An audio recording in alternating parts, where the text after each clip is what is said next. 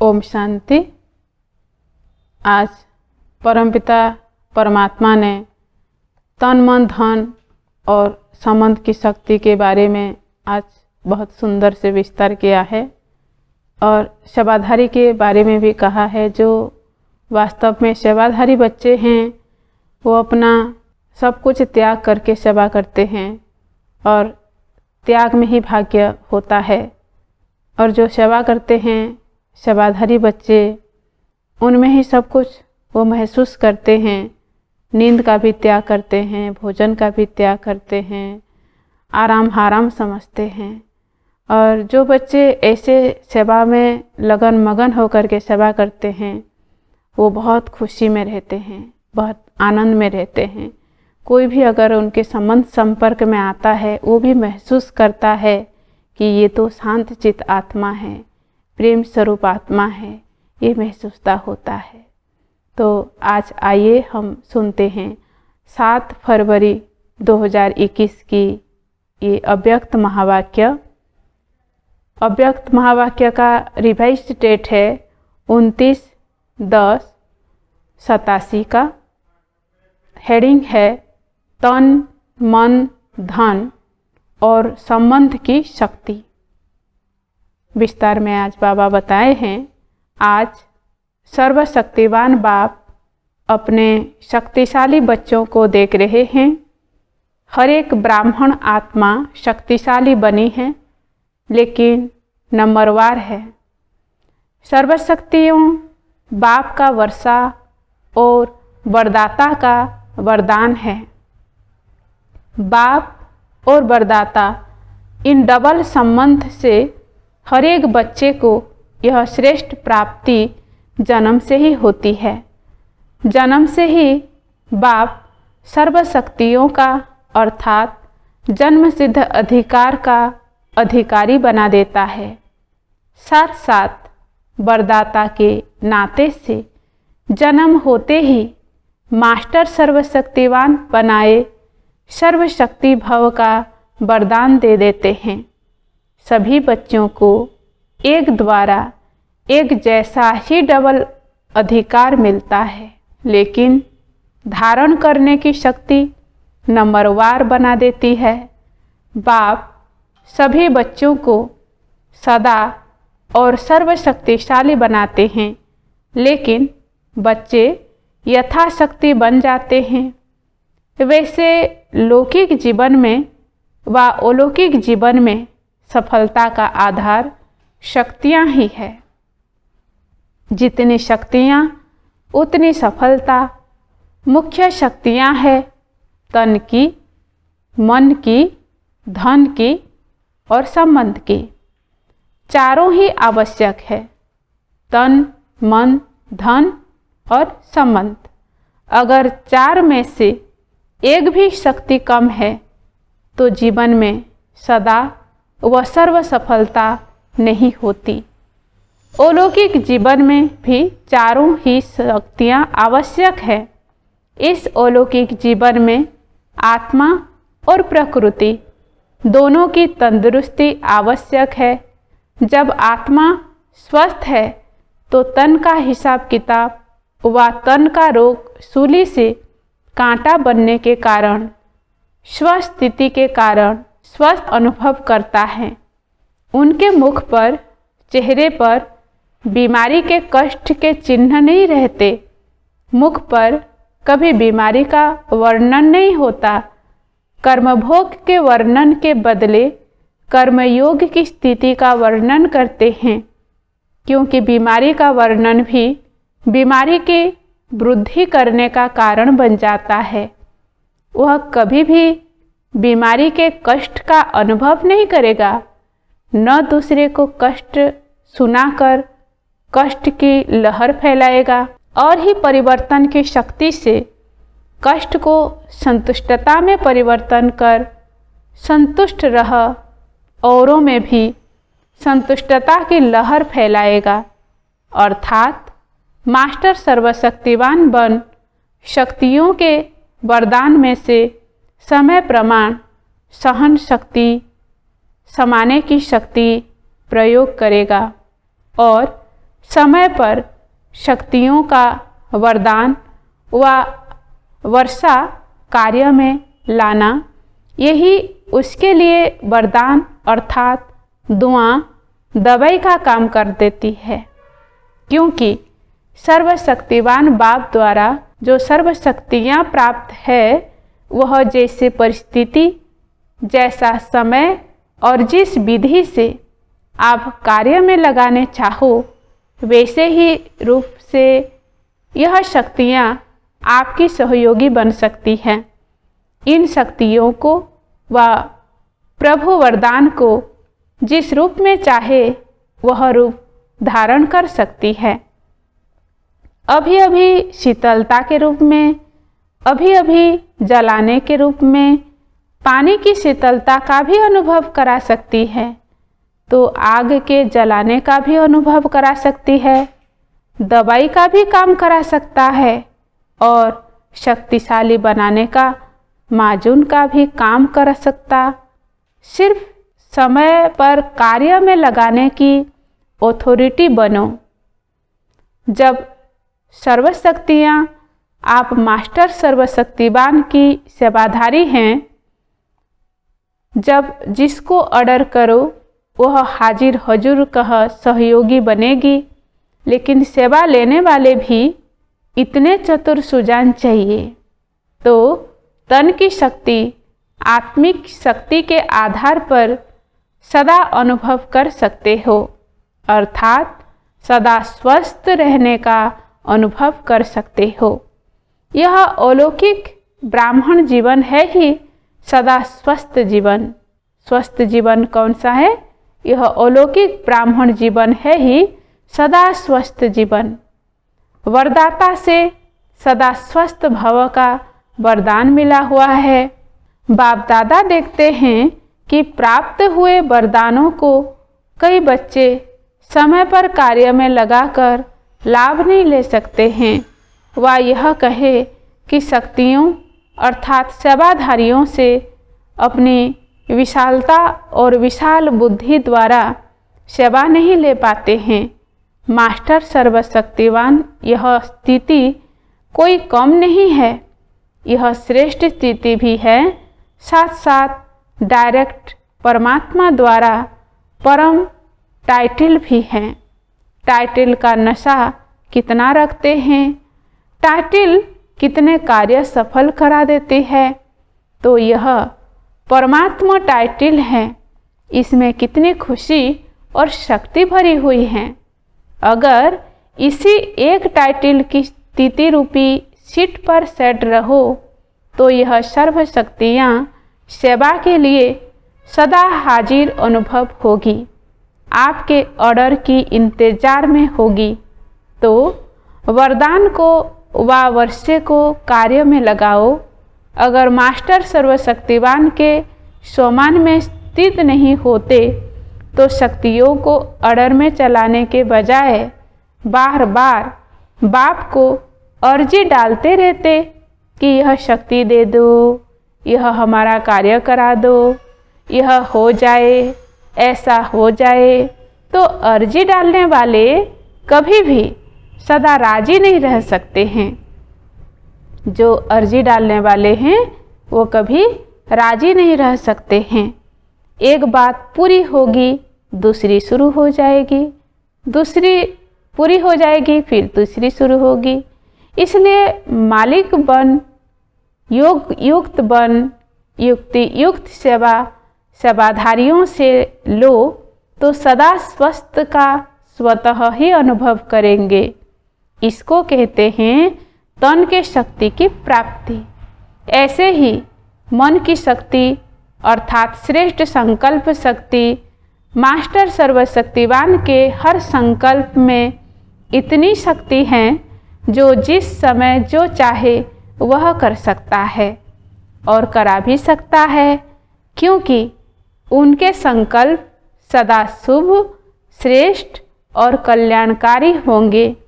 तो जहाँ श्रेष्ठ कल्याण का संकल्प है वह सिद्ध स्वरूप होता है और मास्टर सर्वशक्तिवान होने के कारण मन कभी मालिक को धोखा नहीं दे सकता है। दुख नहीं अनुभव करा सकता है।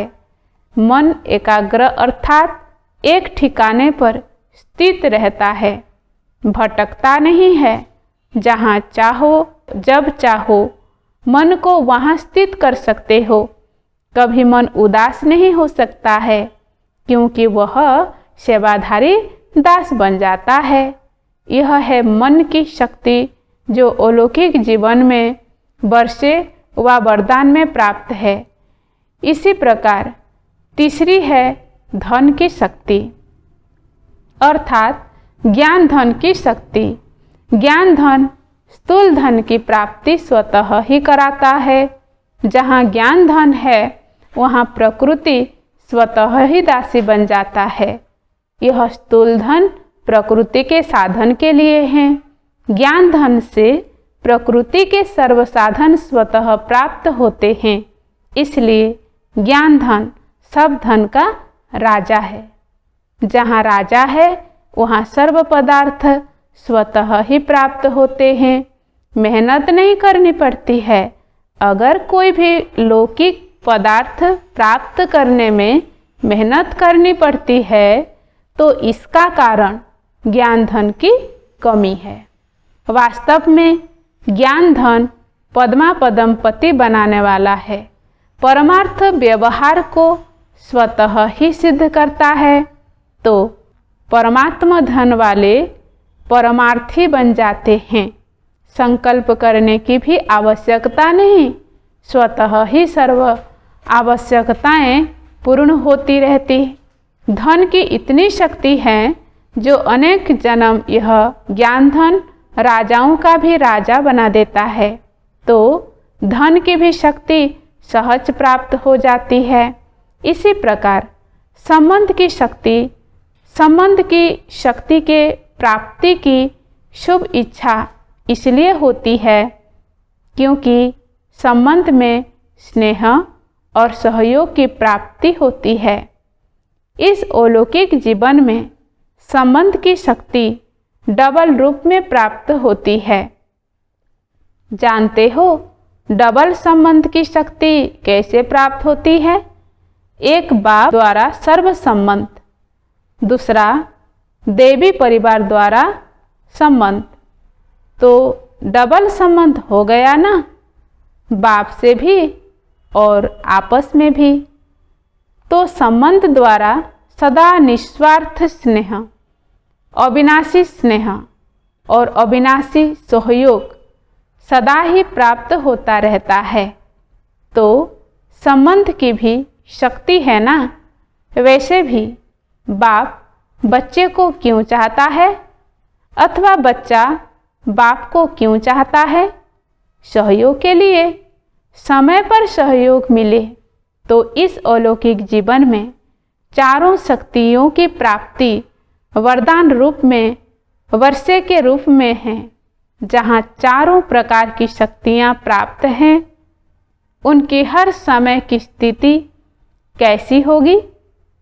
सदा मास्टर सर्वशक्तिवान इसी स्थिति की सीट पर सदा स्थित हो। इसी को ही दूसरे शब्दों में स्व के राजे व राजयोगी कहा जाता है। राजाओं के भंडार सदा भरपूर रहते हैं, तो राजयोगी अर्थात सदा शक्तियों के भंडार भरपूर रहते हैं। समझा? इसको कहा जाता है श्रेष्ठ ब्राह्मण अलौकिक जीवन। सदा मालिक बन सर्व शक्तियों को कार्य में लगाओ। यथाशक्ति के बजाय सदा शक्तिशाली बनो। अर्जी करने वाले नहीं, सदा राजी रहने वाले बनो। अच्छा, मधुवन आने का चांस तो सभी को मिल रहा है ना। इस प्राप्त हुए भाग्य को सदा साथ रखो। भाग्य विधाता को साथ रखना अर्थात भाग्य को साथ रखना। 3 जोन के आए हैं, अलग अलग स्थान की 3 नदियाँ आकर इकट्ठी हुई। इसको त्रिवेणी का संगम कहते हैं। बाप दादा तो वरदाता बन सबको वरदान देते हैं। वरदानों को कार्य में लगाना वह हर एक के ऊपर है। अच्छा, चारों ओर के सर्ववर्षे और वरदानों के अधिकारी श्रेष्ठ आत्माओं को, सर्वमास्टर सर्वशक्तिवान श्रेष्ठ आत्माओं को सदा संतुष्टता की लहर फैलाने वाले संतुष्ट आत्माओं को, सदा परमार्थ द्वारा व्यवहार में सिद्ध प्राप्त करने वाले महान आत्माओं को बाप दादा का स्नेह और शक्ति संपन्न याद प्यार और नमस्ते। हम बच्चों की तरफ से भी बाप दादा को याद प्यार और गुड मॉर्निंग और नमस्ते नमस्ते नमस्ते। सर्व के सहयोग से सुखमय संसार कार्यक्रम के बारे में अव्यक्त बाप दादा की प्रेरणाएं। यह विषय ऐसी हैं जो स्वयं सभी सहयोग देने की ऑफर करेंगे। सहयोग से फिर संबंध में भी आएंगे, इसलिए आपे ही ऑफर होगी। सिर्फ शुभ भावना शुभ कामना संपन्न सेवा में सेवाधारी आगे बढ़ें। शुभ भावना का फल प्राप्त नहीं हो, यह हो ही नहीं सकता।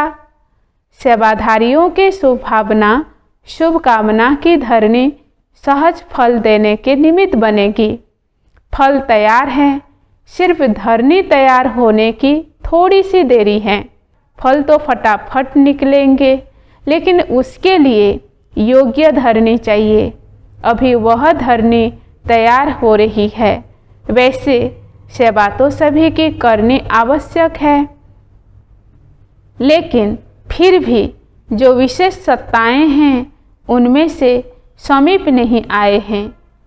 चाहे राज्य सत्ता वालों की सेवा हुई है या धर्म सत्ता वालों की हुई है, लेकिन सहयोगी बनकर के सामने आए, समय पर सहयोगी बने, उसकी आवश्यकता है। उसके लिए तो शक्तिशाली बाण लगाना पड़ेगा। देखा जाता है कि शक्तिशाली बाण वही होता है जिसमें सर्व आत्माओं के सहयोग की भावना हो, खुशी की भावना हो, सद्भावना हो। इससे हर कार्य सहज सफल होता है। अभी जो सेवा करते हो वह अलग अलग करते हो, लेकिन जैसे पहले ज़माने में कोई कार्य करने के लिए जाते थे तो सारे परिवार के आशीर्वाद लेकर के जाते थे। वह आशीर्वाद ही सहज बना देती है। तो वर्तमान सेवा में यह एडिशन माना अभिवृद्धि चाहिए।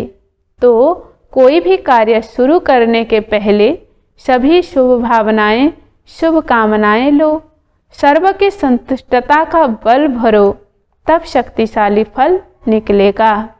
अभी इतनी मेहनत करने की आवश्यकता नहीं है। सब खोखले हुए पड़े हैं, मेहनत करने की ज़रूरत नहीं। फूंक दो और उड़कर यहाँ आ जाए, ऐसे खोखले हैं। और आजकल तो सब समझ रहे हैं कि और कोई पावर चाहिए जो कंट्रोल कर सके, चाहे राज्य को चाहे धर्म को। अंदर से ढूंढ रहे हैं। सिर्फ ब्राह्मण आत्माओं की सेवा की विधि में अंतर चाहिए, वही मंत्र बन जाएगा। अभी तो मंत्र चलाओ और सिद्ध हो। 50 वर्ष मेहनत की, यह सब भी होना ही था। अनुभवी बन गए। अभी हर कार्य में यही लक्ष्य रखो कि सर्व के सहयोग से सफलता। ब्राह्मणों के लिए यह टॉपिक है, बाकी दुनिया वालों के लिए टॉपिक है सर्व के सहयोग से सुखमय संसार। हमारे लिए कौन सा टॉपिक है? सर्व के सहयोग से सफलता। और दूसरों के लिए क्या टॉपिक है? दुनिया वालों के लिए सर्व के सहयोग से सुखमय संसार। अच्छा, अब तो आप सबके सिद्धि का प्रत्यक्ष रूप दिखाई देगा।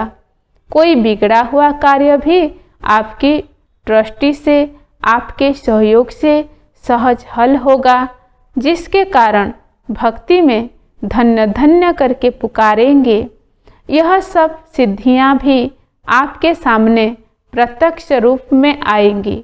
कोई सिद्धि के रीति से आप लोग नहीं कहेंगे कि हाँ यह हो जाएगा, लेकिन आपका डायरेक्शन स्वतः सिद्धि प्राप्त कराता रहेगा। तब तो प्रजा जल्दी जल्दी बनेगी, सब तरफ से निकलकर आपकी तरफ आएगी। यह सिद्धि का पाठ अभी चलेगा, लेकिन पहले इतने शक्तिशाली बनो जो सिद्धि को स्वीकार न करो, तब यह प्रत्यक्षता होगी।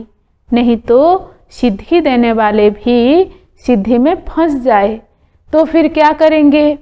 तो यह सब बातें यहाँ से ही शुरू होनी है। बाप का जो गायन है कि वह सर्जन भी है, इंजीनियर भी है, वकील भी है, जज भी है, इसका प्रैक्टिकल सब अनुभव करेंगे। तब सब तरफ से बुद्धि हटकर एक तरफ जाएगी। अभी तो आपके पीछे भीड़ लगने वाली है। बाप दादा तो यह दृश्य देखते हैं और कभी कभी अब के दृश्य देखते हैं, बहुत फर्क लगता है। आप हो कौन वह बाप जानता है। बहुत बहुत वंडरफुल पाठ होने हैं जो ख्याल ख्वाब में भी नहीं है, सिर्फ थोड़ा रुका हुआ है बस। जैसे पर्दा कभी कभी थोड़ा अटक जाता है ना, झंडा भी लहराते हो तो कभी अटक जाता है, ऐसे अभी थोड़ा थोड़ा अटक रहा है। आप जो हैं, जैसे हो, बहुत महान हो। जब आपकी विशेषता प्रत्यक्ष होगी तब तो इष्ट बनेंगे। आखिर तो भक्त माला भी प्रत्यक्ष होगी ना। लेकिन पहले ठाकुर सजकर तैयार हो, तब तो भक्त आए ना। अच्छा, आज का वरदान है स्वयं के आराम का भी त्याग कर सेवा करने वाले सदा संतुष्ट सदा हर्षित भव। वरदान का विस्तार है, सेवाधारी स्वयं के रात दिन के आराम को भी त्याग कर सेवा में ही आराम महसूस करते हैं। उनके संपर्क में रहने वाले व संबंध में आने वाले समीपता का ऐसे अनुभव करते हैं जैसे शीतलता का शक्ति शांति के झरने की नीचे बैठे हैं। श्रेष्ठ चरित्रवान सेवाधारी कामधेनु बन सदा काल के लिए सर्व की मनोकामनाएं पूर्ण कर देते हैं। ऐसे सेवाधारी को सदा हर्षित और सदा संतुष्ट रहने का वरदान स्वतः प्राप्त हो जाता है। आज का स्लोगान है, ज्ञान स्वरूप बनना है तो हर समय स्टडी पर अटेंशन रखो। बाप और पढ़ाई से समान प्यार हो। अच्छा, ओम शांति।